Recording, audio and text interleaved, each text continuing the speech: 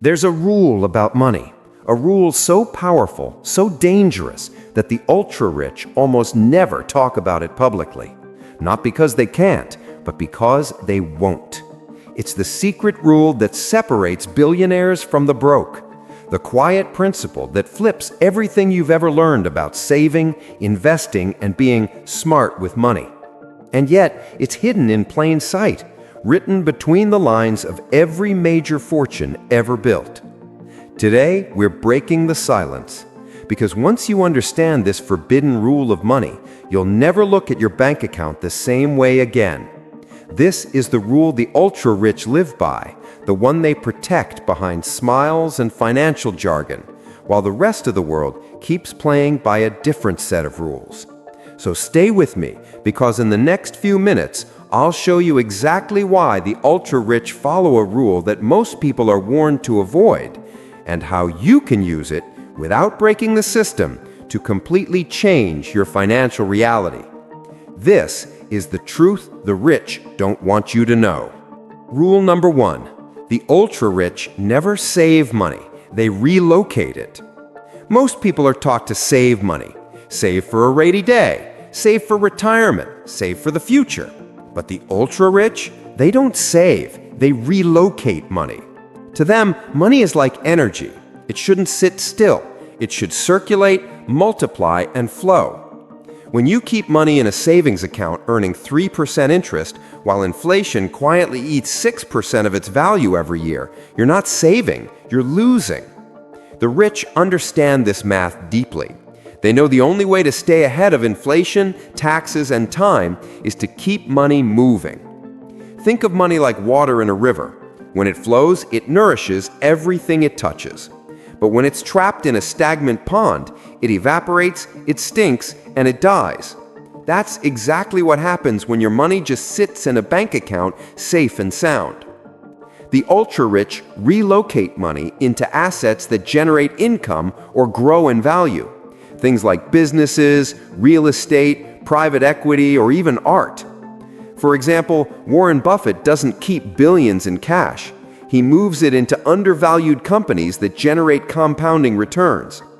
Elon Musk sold PayPal and relocated that money into Tesla and SpaceX, both massive multipliers. The lesson here is stop thinking like a saver and start thinking like a strategist. Your money isn't safe when it's sitting still. It's safe when it's working. Rule number 2. The rich use debt as a weapon, not a weakness. Most people fear debt. They're told debt equals danger. But to the ultra-rich, debt is leverage. It's the silent force that builds empires while others play it safe. There are 2 types of debt: bad debt and strategic debt. Bad debt buys things that lose value: cars, gadgets, vacations. Strategic debt buys things that produce value, assets that generate income or appreciate over time. For instance, a regular person might save for years to buy a house in cash. The rich they'll take a low-interest loan, buy the house now, and let tenants pay it off over time while the property appreciates. The difference? The rich understand that time and leverage are worth more than cash. Consider this. Jeff Bezos didn't fund Amazon's early days using his savings. He used loans and investor capital. Real estate moguls like Grant Cardone often say, "Debt is my best friend," because it allows them to control millions in property while only investing a fraction of their own cash. Debt, when used smartly, is a multiplier of opportunity. The middle class uses debt to look rich. The rich use debt to become rich. So the forbidden rule here is simple. Don't just pay off debt, master it. Use it to control assets, grow income, and buy freedom. When everyone else is scared of it, the rich are busy weaponizing it. Rule number 3. The ultra-rich don't trade time for money. They trade money for time. Most people are trapped in a game where they exchange their most precious resource, time, for the least renewable one, money. But the ultra-rich, they flip that equation. They use money to buy time. Let's break that down. An average person spends their life working for money, 8 hours a day, 5 days a week, year after year. But the rich use their money to create systems that earn for them, even while they sleep. Think of it like this. If you're working at a job that pays $50 an hour, you're capped. You have 24 hours in a day, and no matter how hard you work, your time has a ceiling. But when you invest in an asset, say a YouTube channel, a rental property, or an automated online business, that asset becomes your employee. It works 24/7 without asking for lunch breaks or holidays. The ultra-rich build machines of income. Warren Buffett once said, "If you don't find a way to make money while you sleep, you'll work until you die." He wasn't exaggerating. He was describing the ultimate money rule. They hire teams, delegate tasks, and automate repetitive work because they understand that money is infinite, but time is not. They'd rather pay someone $100 to do a task that saves them 5 hours than do it themselves. Why? Because they can use that 5 hours to build something worth thousands. The takeaway? The goal isn't to work harder, it's to work once and get paid forever. Every move the ultra-rich make is designed to free up time and build systems that earn continuously. Rule number 4. The ultra-rich don't want paychecks, they want ownership. Here's the forbidden truth schools never teach. Paychecks keep you comfortable. Ownership makes you rich. Most people are addicted to the safety of a salary, that predictable number landing in their bank account every month. It feels secure, but that security is a trap. Because when you work for a paycheck, someone else owns your time, your talent, and your potential. The ultra-rich think differently. They don't chase paychecks, they chase equity. They understand that ownership is the language of the rich. Whether it's shares in a company, real estate, intellectual property, or even digital assets, they want to own the system, not just work in it. Think of Mark Zuckerberg. He doesn't take $1 million salary, he takes a $1 paycheck. Why? Because he owns the company. Same with Elon Musk. Most of his wealth isn't cash, it's ownership in Tesla, SpaceX, and other ventures. Ownership means leverage. If your time and talent build someone else's dream, you get a small slice of the pie. But if you own the pie, even a small slice of your own becomes a fortune. Here's a simple analogy. A worker bakes bread and gets paid per loaf. The rich person owns the bakery and earns even when they're not there. The ultra-rich build bakeries, factories, apps, and systems. They build machines of ownership. The secret isn't to quit your job tomorrow. It's to start building ownership alongside it. Buy dividend stocks, start a business, or create digital assets that you control. Every piece of ownership you collect is a step away from dependency and a step closer to freedom. The forbidden rule here? Never depend on a paycheck. Depend on ownership. That's where real power begins. Rule number 5. The ultra-rich don't avoid taxes. They outsmart them. Taxes are not just bills for the rich, they're puzzles. And the ultra-rich are grandmasters at solving them. Most people spend their lives trying to avoid taxes through shortcuts or fear-driven decisions, but the rich study the system and design their finances around it. They don't break the rules, they understand them better than anyone else. Let's simplify this. When an employee earns $10,000 a month, they get taxed before they see their money. But when a business owner earns $10,000, they spend first on expenses, investments, travel, or business growth, and pay taxes only on what's left. The rich don't play by the same sequence. They use the system as it was meant to be used, as owners. Think about Jeff Bezos. Amazon made billions in profits for years, but paid little in taxes because every dollar was reinvested into growth, hiring people, building infrastructure, and expanding globally. The government rewards investment and job creation, and that's where the rich play. The middle class saves to reduce taxes. The rich spend strategically to reduce them. They invest in things like real estate for depreciation, start companies for write-offs, or donate to foundations for tax credits and legacy. Here's the truth. The tax code isn't written against you, it's written for investors, innovators, and business owners. But most people never take the time to read the playbook. The ultra-rich do. The forbidden rule here is not to fight taxes, it's to flow with them. Learn how money moves legally and let the system reward you instead of punish you. Once you master that, you realize the government doesn't hate the rich, it partners with them. Rule number 6. The ultra-rich don't flaunt money, they camouflage it. Here's a paradox. The people who look rich often aren't, and the people who are rich rarely look it. The ultra-rich follow a rule of stealth. They move like ghosts in the financial world. They understand that attention is a double-edged sword. Flaunt too much wealth, and you attract envy, lawsuits, taxes, and fake friends. Stay understated, and you gain freedom, privacy, and control. Look at billionaires like Warren Buffett. He still lives in the same modest house he bought in 1958. His car? Not a Lamborghini, a Cadillac. Yet his net worth is over $100 billion. Why? Because Buffett values freedom over flash.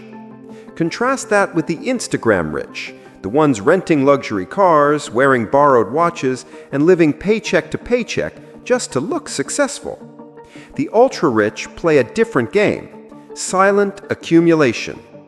They hide wealth in assets that don't scream luxury: trust funds, holding companies, real estate, or index portfolios. They understand the ancient power of invisibility. The quieter they are, the more powerful they become. There's even a psychological layer to this. When you appear ordinary, people underestimate you, and that's your greatest advantage. The truly rich use simplicity as a shield. They'd rather own a $50 million portfolio than a $500,000 car. The forbidden rule here: if you need to show you're rich, you're not. The real power is in silence, not spotlight. The richest people in the room are often the ones you'd never notice walking by. Rule number 7. The ultra-rich don't wait for luck, they manufacture it. Most people think success is about being lucky, being at the right place at the right time. But the ultra-rich know that luck isn't found, it's engineered. To them, luck is a formula: preparation times opportunity times action. They spend years quietly preparing for a moment that others mistake for overnight success. Let's look at an example. When Elon Musk launched Tesla, most people thought he got lucky because electric cars suddenly became trendy. But that luck was built over decades of risk-taking, research, and strategic timing. He prepared relentlessly while others hesitated. The same applies to investors like Ray Dalio. He built his hedge fund during economic turbulence. While others were scared of volatility, he studied it. His understanding of market cycles made him lucky when recessions hit. But it wasn't luck, it was foresight. The rich understand that luck happens when discipline meets opportunity. They position themselves for luck by constantly learning, building networks, and staying ready to move when everyone else freezes. It's like fishing. The average person waits for the perfect weather to go fishing. The rich? They study the tides, learn the patterns, and show up before the fish arrive. By the time everyone else gets there, they're already hauling in results. So the forbidden rule here is don't wait for luck, manufacture it. Every new skill, connection, or calculated risk increases your surface area for opportunity. Luck isn't magic, it's math. Rule number 8. The ultra-rich don't fear crises, they profit from them. This is one of the most controversial and misunderstood money rules. While most people panic during a crisis, the ultra-rich prepare to profit from it. To them, chaos isn't a curse, it's a discount.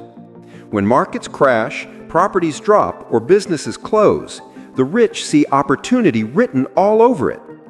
During the 2008 financial crisis, while millions of people were losing homes and jobs, investors like Warren Buffett and BlackRock were buying up undervalued companies in real estate for pennies on the dollar.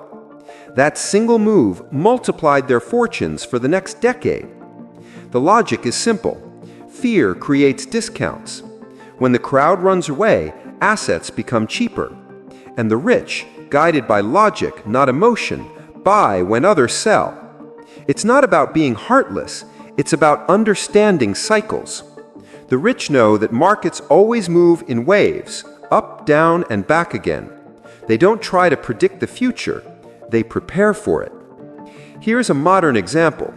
In 2020, when the world shut down, most people stopped spending, but the rich doubled down on digital assets, delivery businesses, and remote work infrastructure. Within months, the biggest fortunes in tech were built from crisis. The forbidden rule here: don't fear the storm, sail it. While most people pray for calm seas, the rich learn how to steer in the chaos. They study downturns, plan moves in advance, and act when everyone else freezes. In every crisis, there are two kinds of people: those who panic and those who prepare. The rich always choose the second. Rule number 9. The ultra-rich don't consume information, they control it. Most people are drowning in information, scrolling endlessly, reacting emotionally, chasing trends. But the ultra-rich? They don't consume information blindly, they control it strategically. Here's the secret. Whoever controls the flow of information controls the flow of money. That's why billionaires don't waste time arguing online. They own the platforms where those arguments happen. Think about it.